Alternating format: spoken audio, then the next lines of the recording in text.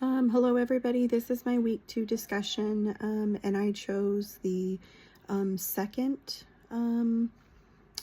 post, or the second discussion choice about the transportation revolution. So the primary developments were the Erie Canal. So that was something new, obviously revolution, but it opened up more transportation through the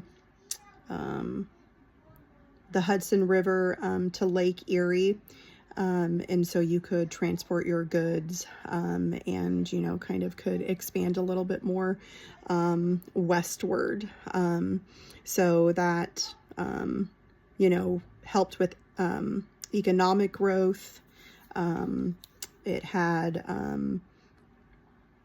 a positive impact on trade, and then another one in the transportation revolution was the railroad, specifically the Mohawk and Hudson Railroad. And so this was the first steam-powered railroad in the United States, and so that was like a major advancement, and with the technology that they were using, so that again, it had an impact on the trade, and then of course, like I said, with using the technology advancement also, and then there was also the Cumberland Road, and that was the first federally funded highway.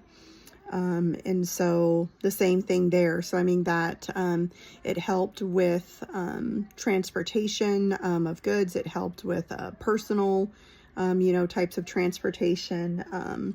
But they were all, a good part of that transportation revolution period.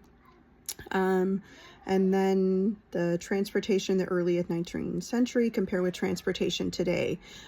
So I think the main points between today transportation needs that we have in the earlier 19th century would be speed, of course. So back in the day it was much slower. It took a lot more to travel than it does today. A lot of the long distance, was done in horse-drawn carriages. We don't have those today. Well, we do, but we don't use them in the same way. And then, of course, infrastructure, I feel like is very different today than it was back then. So I think back then, the roads were maintained as well as they could, and then, but they just weren't very well. And then, of course, in the early 19th century, that's when, like I already stated, the railroads and the canals and like the waterways and things, those were like just starting to develop, and so they weren't, they weren't like full-fledged. And then, of course, modes of transportation. I feel like today we have a lot more choices, and we did not have them back then. So not just among like cars. Today, you can have an electric car, not just with that, but today, you think about it, we have, people that can take the bus everywhere.